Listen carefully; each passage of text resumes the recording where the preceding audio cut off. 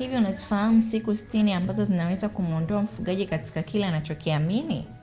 Ungana na mimi Neema Isaya Miss Kuku Chapchap kuanzia hapa tunapoanza mpaka kufikia tamati mwa hichi tulichokuandalia siku ya leo. Katika safari ya ufugaji hasa ambao inaanza na vifaranga, kuna changamoto kadhaa ambazo zikiendelea zaidi ya siku 60 tangu kupokea vifaranga, ni rahisi kumuondoa mfugaji huyu kwenye tasnia ya ufugaji. Kitu cha kwanza ni magonjwa. Magonjwa yasiyokoma bandani kwa vifaranga ni changamoto ambayo imetajwa kuwatoa wafugaji wengi kwenye ramani na kujikuta wanawachukia vifaranga na kuwasusa. Hapo ambao hulazimika kuwauza hata kama wanaumwa, ili mradi tu kurudisha pesa yake.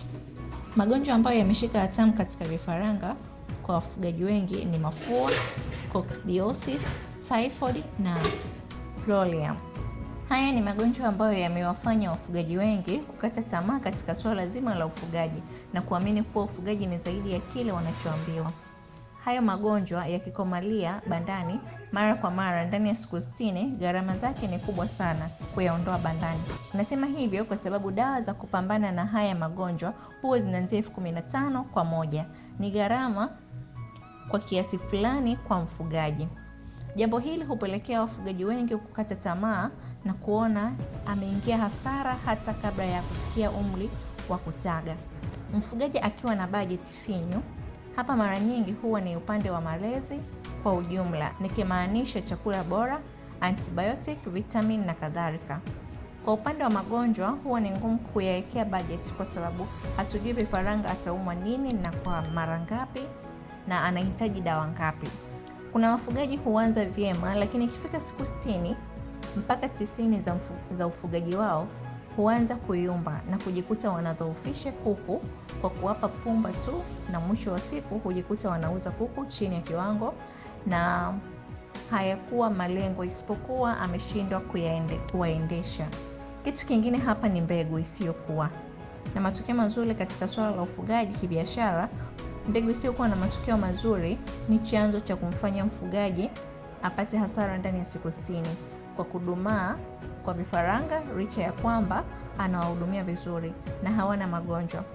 Wapo watu ambao huwabambikizia wafugaji vifaranga na kuwaambia ni aina fulani, kumbe ni vifaranga wa aina nyingine, na hii yote ni hutokana na kutokuwa na uelewa wa ni ipi mbegu bora anaweza kufuga kibiashara.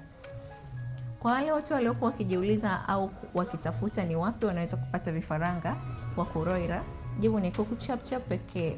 Unapata kifaranga mwenye afya nzuri aliyekwisha chomwa chanjo ya Malex. Tupigie sasa hivi kupata vifaranga wako bora kabisa kwa namba unazoziona hapo chini.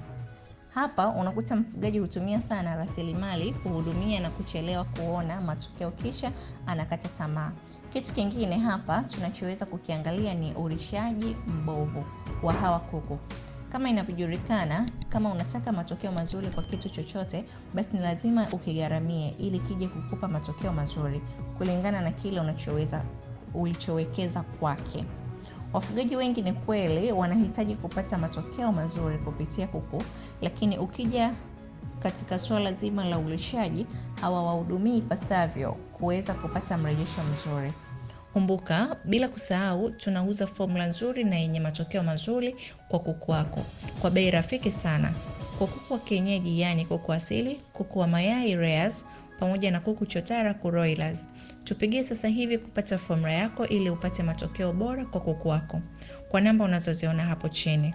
Na mpaka hapo tutakuwa tumefikia mwisho wa kile tulichoandalia na kujifunza kwa pamoja, bila kusahau kulike, comment na kushare video hii na wafugaji wengine, kisha kusubscribe na kubonyeza alama ya kengele ili kupata taarifa ya masomo yajayo. Asanteni sana na Mungu awabariki.